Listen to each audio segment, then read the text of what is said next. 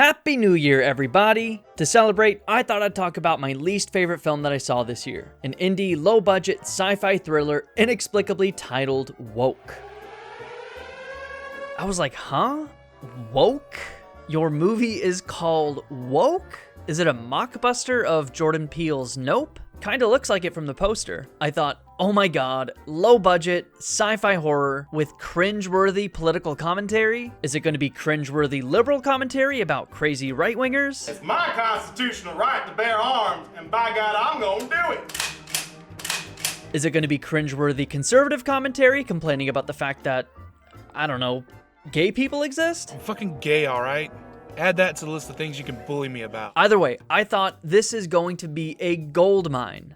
But it wasn't really. Instead, it was weird and inept in other ways, but ultimately unsatisfying and kind of bland. So why is this micro-budget nothing movie I found in the darkest depths of Tubi my most disappointing movie of the year? Well, folks, it'll take some explaining. So let's talk about it. Directed by a guy named Bobby Knipe Jr., Woke follows 4 young adults as they try to stop an alien from taking over the world. The alien vomits black goo into you, assimilating you into its hive mind or something. It's basically just body snatchers, but they forgot the good parts at home. The 4 jobless 20-somethings need to work through their interpersonal issues, all while trying to save the world. That's basically it. But what does any of that have to do with woke, or wokeness, or whatever? Well, we'll get to that. But let's start at the beginning. Woke begins with aerial footage and an overbearing score that they must have been very proud of because this goes on for over 2 minutes. Were they trying to stretch the runtime? If you include the opening production logos, closing credits, and 30 seconds of just nothingness, we come out at just over 71 minutes. You typically need 70 to get distribution, and they gave us a little extra.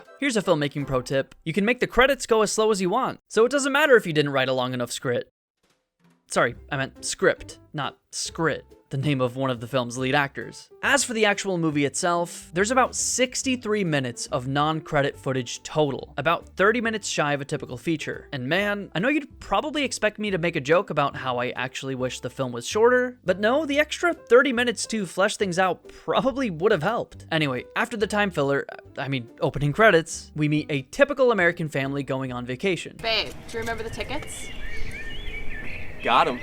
They're leaving their house to the wife's brother, and they allude to differing views. I know his views are a little different than ours, but he's going through a hard time right now and he needs to change his scenery.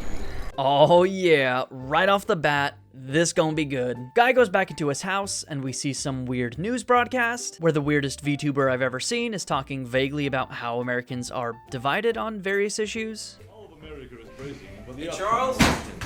Republicans versus Democrats has been the theme of the day, as the 2 dominant political parties see eye to eye on very little these days. Climate change, abortion, and voting rights are the trending topics, as each party continues to reinforce their stance on these highly charged issues. At this point, we're 4 minutes into a movie called Woke. I sat through several minutes of fucking opening credits, and I'm foaming at the mouth trying to discern which way this movie's gonna lean, but the news report is so vague that we're still not sure. Great. So homeboy walks in to see the brother cleaning his gun, and he's like, damn bro, you need a shotgun to watch my house for a few days? Can never be too safe out there, buddy. It's a crazy world. Or ain't you been watching the news? So I'm like, okay. Fella's gripping his gun tighter than a prom night handjob, and he's talking about how it's because of stuff he's heard on the news. It's my constitutional right to bear arms, and by God, I'm gonna do it! Okay, this movie is liberal leaning, I guess. A little disappointing, but we could still see some fun stuff. The family goes to leave when... I just hope he doesn't freak anybody out. After all, this is a very liberal neighborhood. Okay, so like, now I kind of don't know which way we're gonna lean. Okay, we're back in the house. What's Guns Mackenzie doing? Okay, watching that news show or whatever. These days. Climate change, abortion, and voting rights are the I guess he rewound it because it's just the exact same thing again. Here's where I'll say that making movies is fucking hard. Making good movies is damn near impossible. Estimating how much coverage you're gonna need is an art in and of itself. So I guess they just didn't think they'd need more than the 30 or 40 seconds of dialogue they wrote and shot, I guess? Anyway, they really make sure we watch this vague broadcast all the way through, so I'm like, Okay, this is going to be a major theme of this movie. Liberal versus conservative. I was here for it. I mean, they wouldn't make us watch an entire vague political broadcast for nothing, right? Goddamn liberals. So goddamn liberals over here falls asleep, and then we cut to a CGI Earth, and we see an alien, or maybe a few aliens, crash land. Alien time. The alien goes into the house, vomits black goo on our freedom-loving king, and he's now under the alien's control. Remain the most active at the polls, controlling the overall national agenda. And yes, that's the same vague news show audio. Again, did the director not think we'd notice? I'm not sure if he noticed it. In the commentary, he just talks about how proud he is of how the shoot turned out. But what he doesn't talk about is reusing the same audio 3 times within 5 minutes. Then we cut to another planet or something and are introduced to new characters. Claire, come on, I gotta go. Meet Claire, the true hero of our film. A shy, kind, soft-spoken girl who coincidentally happens to love intense metal music almost as much as the director of the film. Crazy how that happens. He's wearing an Angel Massacre shirt. Angel Massacre is a band here from North Carolina. They're a black metal band. And really awesome band. You'll hear their music later in a very pivotal scene. You're going to hear an Angel Massacre song, which is really cool and fits, I think. Raz, I got the name for him from the band Christian Death. The vocalist went by the name Raz, so I went with that. That hoodie I just bought a couple weekends before. It's a Prayer for Cleansing hoodie, a metalcore band from North Carolina that I grew up listening to. They had just did like a big reunion show. That, out of her line of sight, is Mason Hamby, a vocalist for the band Heft. Really great dude, sang at my wedding. That track she was listening to is called Woke Up. It's an original track made by Tristan Gallagher from the band Covered in Bees, and he's also the owner of Coast City Comics out in Maine. He did 99.9% of all the music in this movie. Claire's mom recently passed away, and she wants nothing more than to follow in her footsteps as an activist. World issues were important to Mom, and I want to continue in her footsteps. She'd be very proud of you, Claire. So I'm like, okay, a conservative did not write this film, making the character have a bleeding heart for social issues and such, and not playing it off as a joke. We're in full liberal territory. But then why is this movie called woke? This was filmed in December of 2022. By then, conservatives had turned that word into an entire industrial complex, into a way of life. This woke mindset virus. The wokeness, this is all we should be talking about. A woke ideology. I'm in a woke city here. The woke sensibility. Woke left. Woke. Woke. Woke. Woke. Woke. Woke. Woke. Woke. Wokeification. Woke. Woke. Woke. Woke. Woke. Woke. Woke. Woke. Woke. Woke. Wokeness. The wokeness. Left-wing wokeness. Halloween going from trick or treat to woke and weak.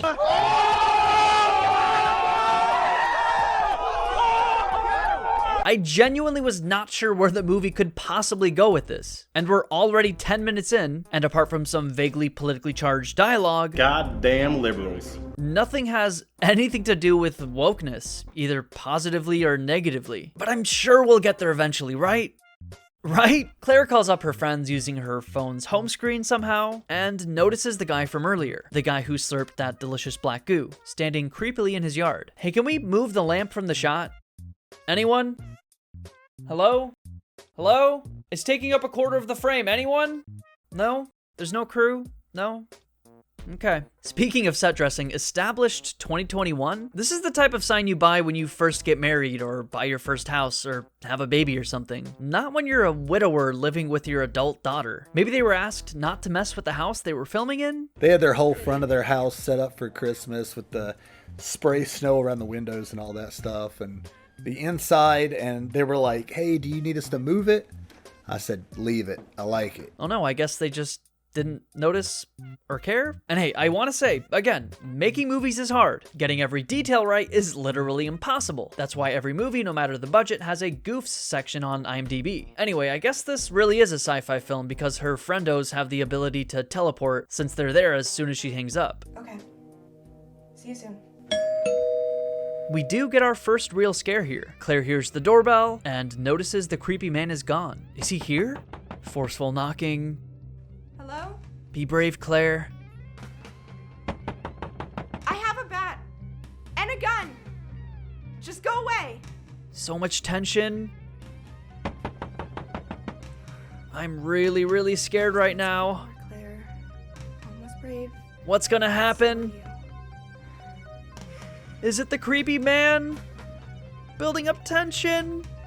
Building up tension. then? Trent! Whew. Watch the muscles, babe. Yeah, right. Seriously, babe. Stay. Wow. Hitchcock, eat your heart out. Meet Trent, Claire's boyfriend. This is Scrit, by the way. Twerking is a dance form that is shaking what your mama gave you.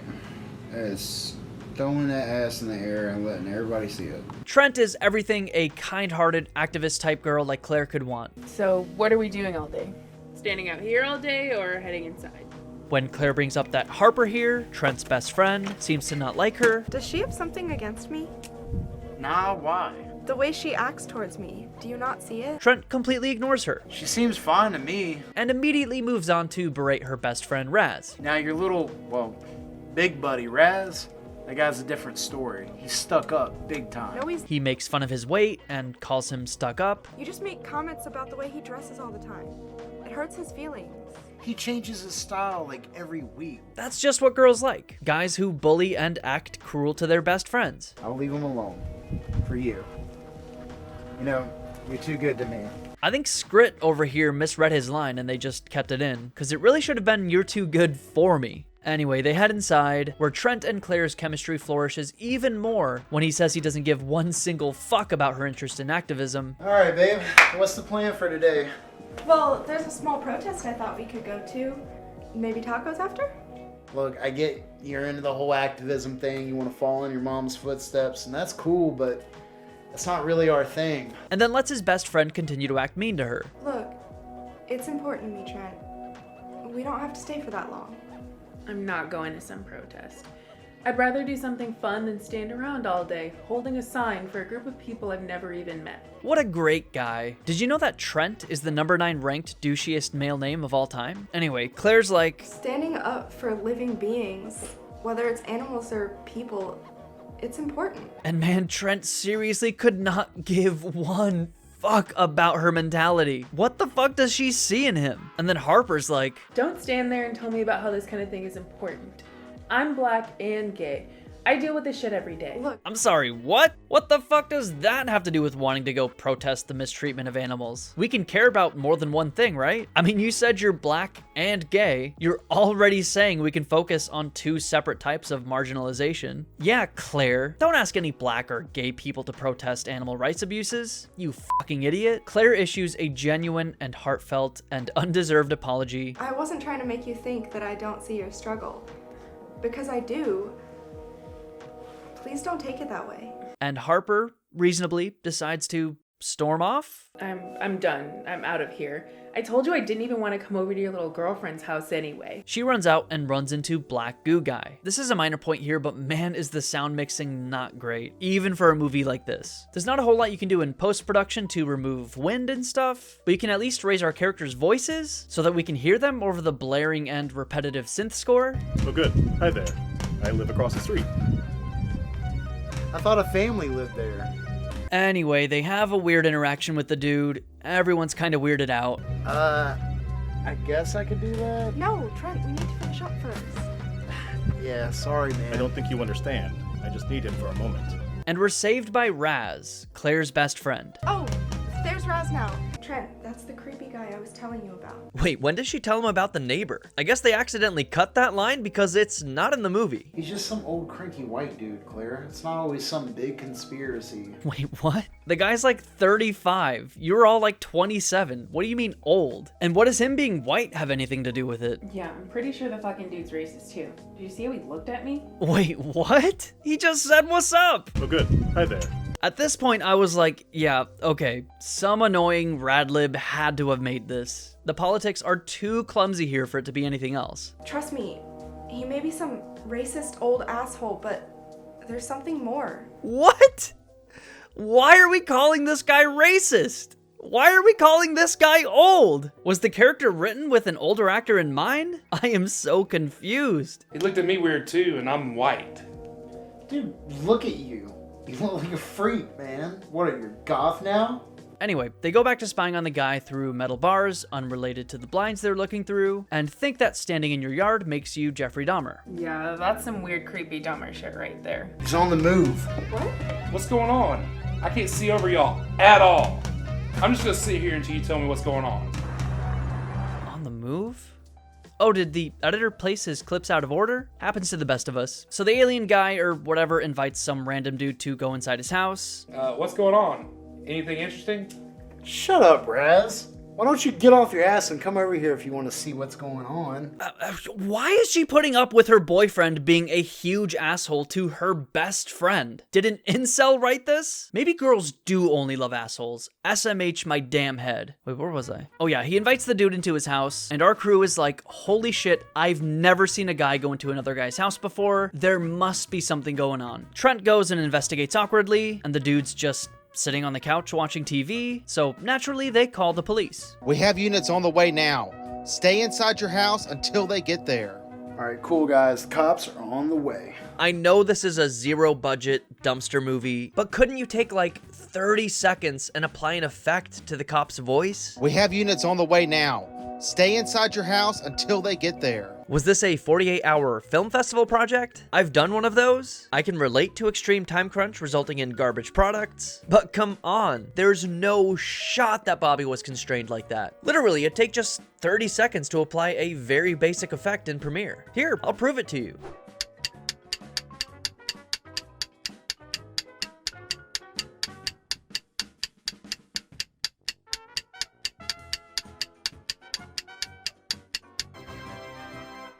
We have units on the way now. Stay inside your house until they get there. Yeah, we could be freaking heroes, man. You a hero? Yeah, right.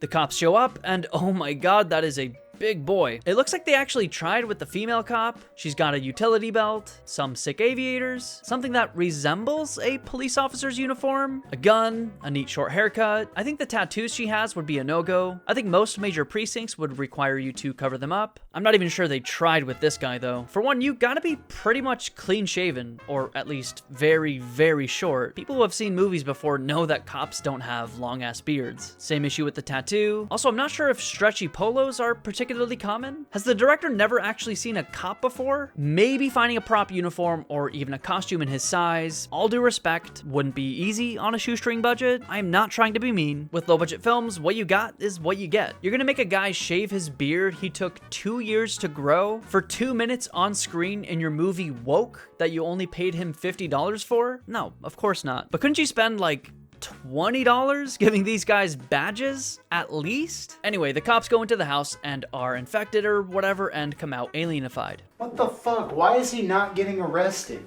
For what, Trent? Inviting a guy into his house to watch Alex Jones? I'm fine.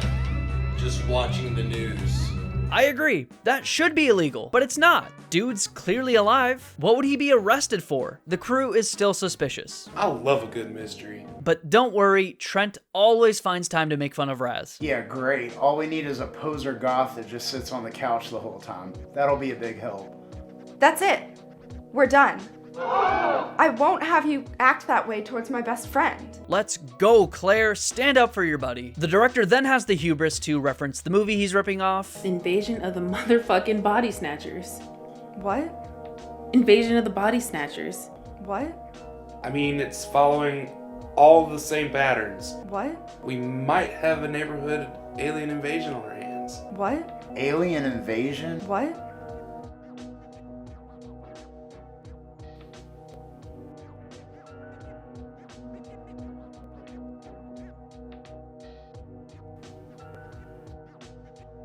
What? Implying that what's happening is an actual alien invasion. And everyone immediately buys it. Zero hesitation. Alien invasion? Well, how do we stop it? They start talking about potentially killing these people, but because it was written to be more of a hive mind type thing, Raz has the genius idea, based on no evidence whatsoever, it's more of a hive mind type thing. Well, if it's like the movies, it's a hive mind. And everyone conveniently buys it, with the only evidence they have literally being there was a movie like that. For a brief moment, Trent is like, guys, aliens, hive minds, body snatchers? This sounds like some kind of made up movie. But Raz drops a truth bomb only your crazy conspiratorial uncle could top. Have you ever thought that maybe the movies were preparing us subconsciously for an actual invasion? Huh. That's approximately the dumbest thing I've ever heard in my entire life. That line right there, I actually saw online somewhere years back about how a conspiracy that the government is putting out more alien movies so that we get used to the fact of aliens. So I thought, man, makes kind of sense. So I threw it in on this. Yeah, makes kind of sense. Anyway, I'm sure someone here is going to snap these brain-dead weirdos out of this bizarre psychosis, right? Fuck that. We gotta do something about this. Ah, I guess not. So we take out the leader and all the rest should be cured. What? Great thinking, Raz. Let's go murder our somewhat strange neighbor. Let's review the evidence. So far, we have a kind of weird guy that we're calling old and racist. He invites someone into his house, and he seems mostly fine. We call over 2 cops who don't immediately arrest this person for the horrific crime of watching TV with some guy. And all of this adds up to Invasion of the motherfucking body snatchers. What? makes sense to me. Also, why do they assume that this extremely elderly, obviously racist gentleman is related to the actual original alien? He's the first one they saw, but by what reasoning are they assuming he's among the first in this invasion? Why wouldn't they think to check if this was happening all over the world by now? I'd ask the question of whether all of these characters are extremely stupid if the answer wasn't so extremely obvious. Here's where I mean that the movie could have used another 25 to 30 minutes. If this movie had a slightly bigger budget, and hey, not a knock, you gotta make do with what you got, our characters would, like, go to town or something. Try and get more information. Meet up with Old Man Jenkins, the crazy kooky stargazer that knew this was coming and tried to warn us in an earlier scene. Maybe he has a key piece of information that helps our crew along. Maybe we'd see that it actually hasn't spread to town yet, lending credence to the idea that this is isolated to their neighborhood still, and that maybe if they work quickly, they could stop it before things got out of hand. We'd also get scenes that aren't just in a series of houses. I know we're working with like $0, but these guys split up anyway. Have Claire and Harper go to a diner or a bar. You'd only need a couple more characters, a bartender, and maybe an extra in the background. You could even get a crew member to just sit with their back against the camera. In this example here of another low-budget film, this extra in this scene is the star of the film, out of costume. Here he is in costume, literally in the next shot. Other than paying your actors and crew for their time, many bars will let you shoot there after hours for free. It's a solid way to add a little bit of production value to your film. Meanwhile, back in Woke, I guess we need weapons. Let's go find some, but don't worry, Trent and Harper still have plenty of time to harass Claire and Raz. Trent, do you have anything in your car? I know Miss Claire probably ain't got shit. I don't want to be alone. I'll hang out, Claire. No, you can't protect her. Harper, hold it down until I come back. Well, alright. Alien invasion. We're the only ones who know about it. The cops are infected. They're probably already spreading it in town. The fate of all of humanity is at stake. What better way to approach this material than having our characters sit lazily on couches? What is this, a Star Wars prequel film? When Anakin pours his heart out to Padme, they're sitting on a couch. When Obi-Wan tells Padme he's gotta go kill Anakin, they're sitting on a couch. When they talk about the assassination plot, they're sitting on a couch. Sitting on a couch, sitting on a couch. Seriously, Bobby? Sitting on a couch, sitting on a couch. Ah, dang it, Bobby. No dramatic music? No energy? This scene really should have been constructed with some dramatic buildup. As they discuss what's going on, as they examine the multitude of compelling evidence that suggests this really is a real-life alien invasion, the characters become more concerned, more frantic, more scared. The music is building up. It's dramatic. It's tense. There's no time. The world is being invaded by evil aliens. We don't know what's going on, how much time we have left, so let's just walk listlessly out the door. Fade out, fade in. We're going 10 miles below the speed limit. Wouldn't want to get pulled over. Blasting the same heavy metal that everyone in this world unilaterally seems to love. God, shouldn't this scene have more energy? These guys are looking for weapons to fight off an alien invasion, and the scene construction treats it with the same severity as though they're dropping their kids off at soccer practice. A neuron finally fires in Raz's brain, and he's like, Are we sure they're aliens? I didn't see a spaceship or anything. Yeah, Raz, great question. Shouldn't we cross off, I don't know, literally every other possibility first before we conclude with alien invasion, but Trent has an excellent rebuttal that I honestly can't think of a good argument against. Shut up, man. Will you shut up, man? Yeah, these guys are definitely giving the situation the thought and nuance it deserves. Well, it's another scene, so we need to check off Trent bullying Raz. We're probably screwed because fucking Poser here has never picked up a baseball bat in his life.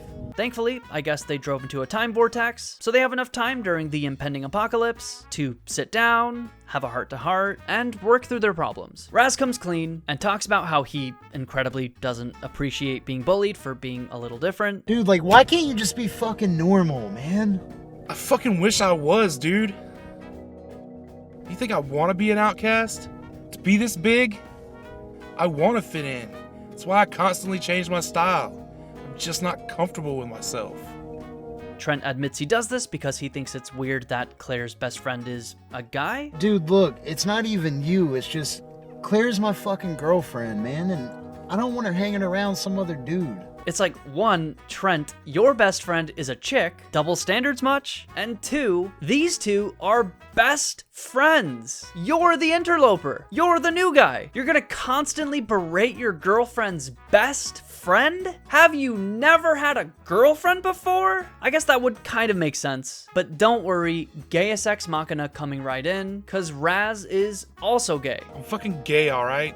Add that to the list of things you can bully me about. Harper's fucking gay, man. I have nothing against gay people. 2 queer lead characters, and it's not played as a joke or to demean them? That's great, but I don't know.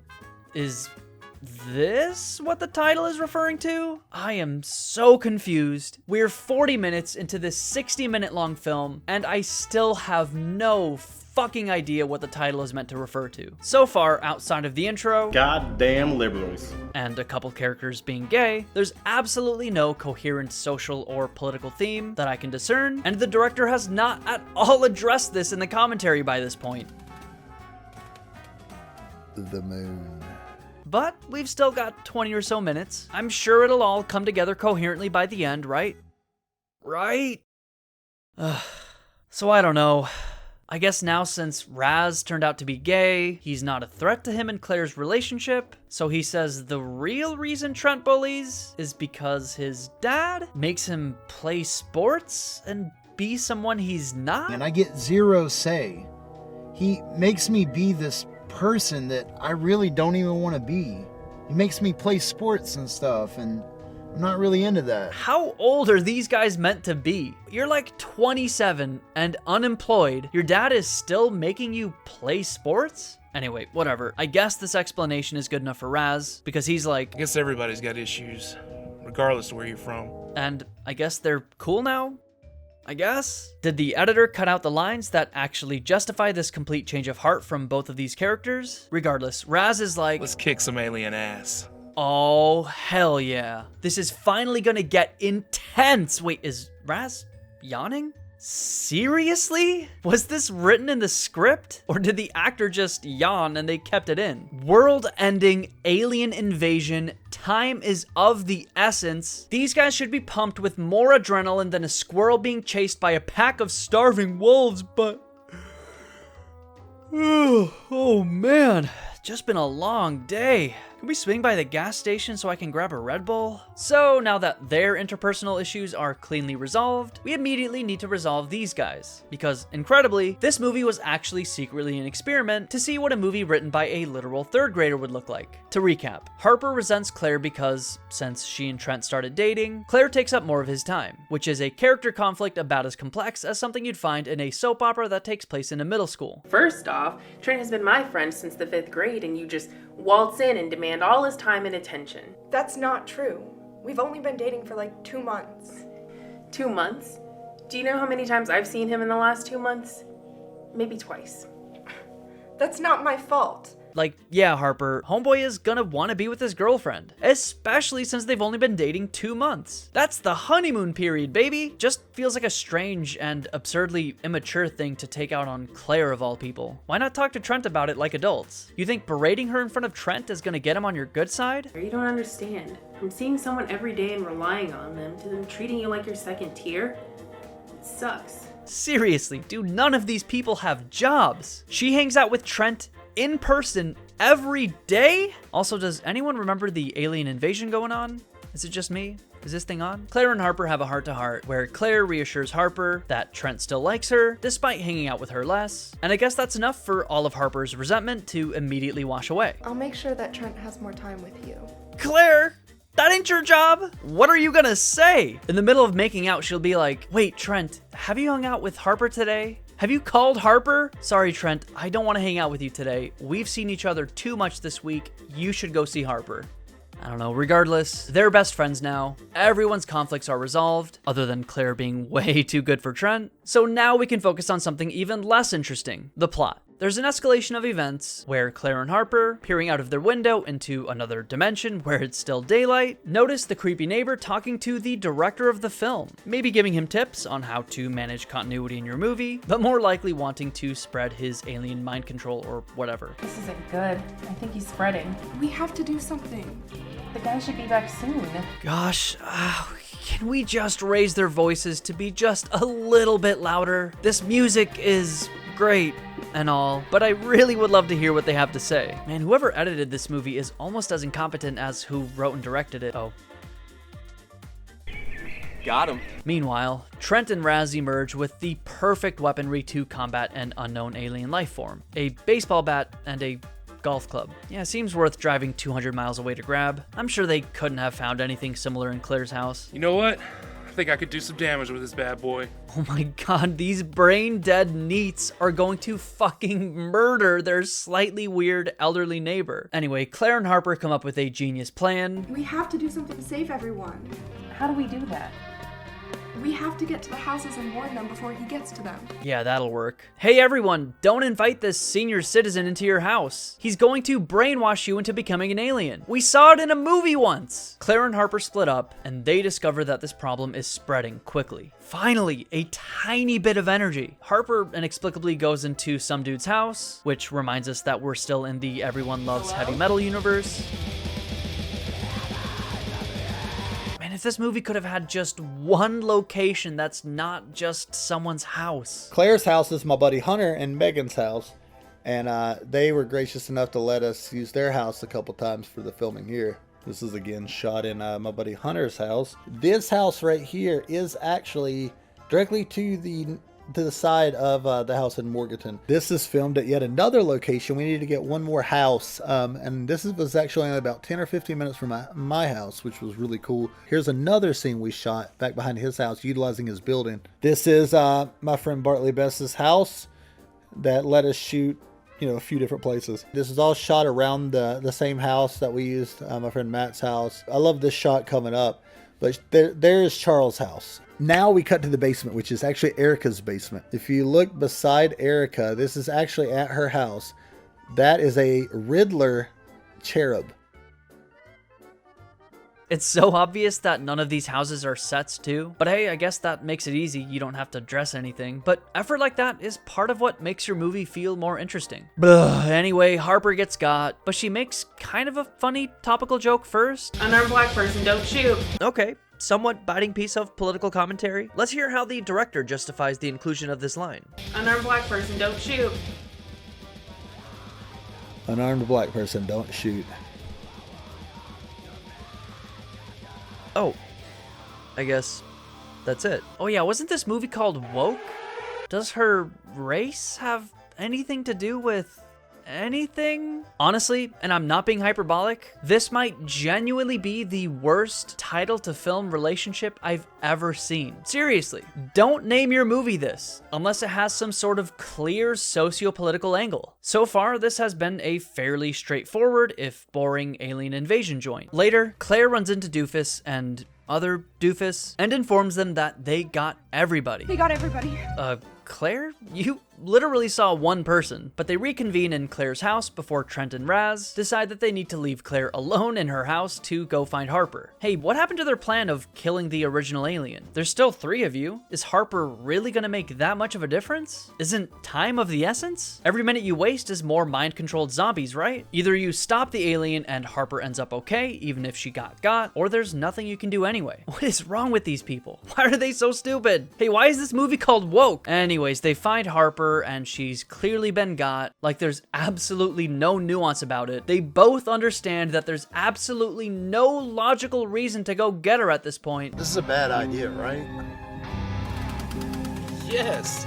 Yes, it's a bad idea. So what does Trent do? He decides to go inside. Again, the world is ending. For all they know, humanity has a few hours of life left, period. And there's no energy to these scenes. Not one scene has nary an ounce of tension. We have enough time to just walk up to the house, take a deep breath, and then enter nice and slow. Meanwhile, Raz is alone, so he predictably gets got. Trent hears Raz scream bloody murder.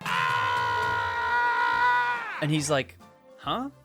What could that possibly be? We ought to roll out the red carpet for Trent's Mensa admittance because he just gets into the car and then attempts to confirm if Raz is still okay. Are these characters meant to be extremely dumb? That is a real question I'm asking, because it'd be hard to write character actions this dumb unless it's intentional or you hired Tommy Wiseau to write your film. Oh great, there's only 10 minutes left in the film. Well, after her friends get got, all of the neighborhood decides to descend on Claire's house for some reason instead of spreading out further and continuing their domination of planet Earth via a flashback of Claire talking to her mom that's vaguely about being a good person, I guess? Always gotta keep fighting the good fight and be the change you wish to see in the world. You know, something that has absolutely nothing to do with anything. She realizes that she can use her mom's camera to escape this situation, I guess? This camera was never mentioned prior, mind you. She flashbangs Trent and somehow gets out of her house? What happened to the Legion of Snooze descending on her house? Whatever, she's scared for a bit, then she just decides to save the neighborhood? If you can at all hear her extremely soft voice over the blaring music. It's time to save the neighborhood. Save the neighborhood, huh?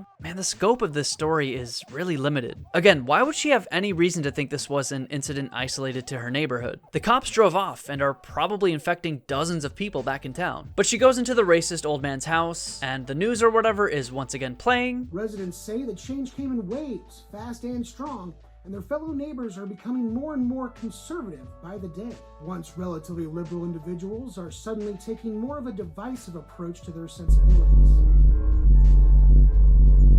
44-year-old Dwight Powers says it's a welcome sign, and people are finally seeing the world as it really is. Dwight has led many neighbors to take a stand and march towards a different future for the United States and beyond. So is this meant to be the woke part? See, if you wanted to do a political spin on this, I mean, when you name your movie something this audacious, you kind of have to, unless you're this movie and you just don't. But you could take it like the media, or specifically conservative media, is brainwashing people into being assholes or something. Have the black goo brainwashing be a metaphor for something that happens in real life, and use these media clips as a way to guide your audience to the conclusion you're trying to present. I almost want to say that's what's supposed to be happening, but what they're saying in the news reports is completely disconnected from what's happening in the story. So what are we trying to say here? That everyone infected with the black goo is becoming more conservative? They mostly just sort of go blank and become zombie-like. Is what this newscast is saying completely disconnected from the alien invasion stuff, and it is meant to be an allegory? This would be one way to do it, like I said, but if that's what they're doing, it's not handled well and makes absolutely no sense. The director implies something similar in the commentary. So that what it's doing is the alien is learning from whatever was on TV when he first walked in, and it just so happened to be a very kind of right-wing, news channel. So he's learning everything from that, how to act and stuff like that. Say what? What the fuck does that have to do with anything? One, it's not even particularly right-wing. It vaguely looks the part, except it's all just extremely frustratingly vague. But two, if like CNN was on, would the alien become liberal? I am so confused. I'd make the classic joke that this movie script is so bad that it feels like ChatGPT wrote it, but ChatGPT probably could have done a better job, honestly. Goddamn liberals. Despite Mr. Power's outlook, many people take offense to his and many others' views on how things should be ran. 37-year-old Tina Smith says she and many others refuse to allow the neighborhood to be completely overran by neo-nihilistic views. Yeah, okay. Neo-nihilistic views. Yeah, 37-year-old Tina Smith said that. This is the type of contrived dialogue where you know the writer is just putting their own weird beliefs into their movie. Besides that, more vague nonsense that has absolutely nothing to do with the plot. Many people plan to stand up for these individuals and make a stand against what they consider unjust and offensive practices. What? Make a stand against what they consider unjust and offensive practices? That there kind of sounds like a vague critique against what some people call wokeness. But like the rest of the movie, whenever it touches on political themes, it intentionally half-asses it and takes the most frustratingly neutral standpoint. Does the director say anything about this? Just a side note, there is some political things in this movie. I try to keep it light because I'm not a very political person. I try to stay out of that when I can, but just want to let you know I am completely unswayed on my political affiliation, so this is not going to be leaning one way or the other. Wait, what? You're not a very political person? You're unswayed in your political affiliation? Then what the fuck is all this? Why did you name your movie after the most politically divisive word in the world today? This explains why all of the political commentary we see in the film is so horrifically sloppy, but man, does it just fucking frustrate me even more. Goddamn liberals. So I guess we have our answer. Unless something really crazy happens in the remaining 5 minutes of runtime, there was no reason whatsoever to call this movie woke. It's a complete and utter waste of my time. I sat through the entire commentary track for this film, desperate to know why this guy gave this movie this title, and he does not mention it at all. And that's what makes me so angry and disappointed. There was nothing particularly funny or cringy in its attempts at political commentary, because there was barely any attempt at real political commentary. The weirdo in the beginning was as close as we got, which is a shame because it really got my hopes up that this would have some nuclear levels of cringe to enjoy, but no, it was all, what, a marketing gimmick? A lot of people asked if this was a mockbuster of Nope, and it's not. It's just two words that rhyme or sound similar, so. Fuck you. This movie doesn't even deserve me to critique its conclusion at this point. Claire's in the house. The political commentary that we just heard mere seconds ago once again immediately repeats. The alien conveniently gives off an obvious purple glow, which is a fantastic adaptation to have for an entity that relies on being the singular choke point for an entire worldwide invasion. She defeats the elderly guy by turning on TV static and kicking him in the balls, proving once and for all that this would be by far the easiest alien invasion for humanity to defeat. I mean, really, the only way for this thing to spread is to convince you to enter its house and then vomit black goo into you. As soon as the world's military are alerted, they would just shoot everyone who walks like a blank-faced zombie. Like, do you need all this black goo? Why didn't this guy that Claire bumped into real quick spit some goo into her mouth? The movie doesn't take any time to suggest that the brainwashed people have any particular advantage. Flashes of light and TV static manage to distract them perfectly. Fuck, I'm still talking about this movie! Fuck! Anyway, Claire enters the basement that still has its decorations up from the Halloween party. She meets the alien who's just chilling in the corner. He mentions that Earth is easy to invade because there's so much division, which took me about 15 hours to decipher because the sound mixing is so atrocious. It'll be so much easier for you if you just give up. You could have done something interesting here. Have the alien invasion be a metaphor for the division, rather than having the division be a vague backdrop to, I guess, justify this invasion. Fuck, I'm still talking about this movie. Anyways, Claire comes down here with naught but her cell phone, but thankfully Deus Ex Machina, the alien who, again, as far as Claire knows, is the crux of this entire invasion, who apparently is smart enough to speak perfect English, who has no apparent defense mechanism, and kept only one guard to defend its entire invasion plan, dies immediately with no problems whatsoever. Could have used some of that unused runtime to have an exciting action sequence, but everyone's better now. The end. Wait, what's this? We're here with Silas Barrett, the leader of the movement that's taking the nation by storm. Mr. Barrett, what is the mission of your movement? I just want to make this country glorious again. Some think your message of division is a negative approach, yet it seems to be sweeping through neighborhoods across America. What do you have to say about this? Well, the world needs division. What the hell was that? In the commentary, the director implies that this scene is meant to signify that the invasion is still going because apparently multiple aliens landed on Earth, so Claire and crew basically accomplished nothing. But even this is so completely disconnected from the rest of the movie. So these guys are brainwashed by another alien and they're spreading division verbally? See, that could have been another angle to take it, I guess. Maybe they're not actually infecting people, but they're there to spread division to weaken humanity, making a full-scale alien invasion easier. But most of them just lose all of their personality and become zombie-like weirdos. I guess except for these guys. I get that we need their behavior to be obvious so that the audience knows who is brainwashed or not, but if these fucking numbskulls immediately caught on that something's fishy, others will too, right? Really, the biggest theme when I was going into Woke was to kind of solidify the division between, people and how it can bring out the worst in people, and then people start latching onto it and following that bad direction.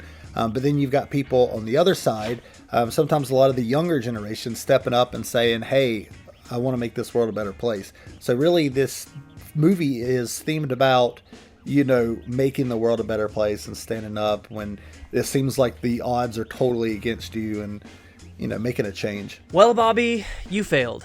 I think it's an interesting idea, but the alien invasion should have been the backdrop for these themes, not the other way around. It's like you built a nice looking house, but you built it upside down. Neat, I guess, but useless. Does this movie have any positives? The cinematography isn't too bad. Anyway, that's Woke. Maybe the most disappointing movie watching experience of my entire life. Let me know your thoughts in the comments, and be sure to like and subscribe if you enjoyed the video. Thanks for watching.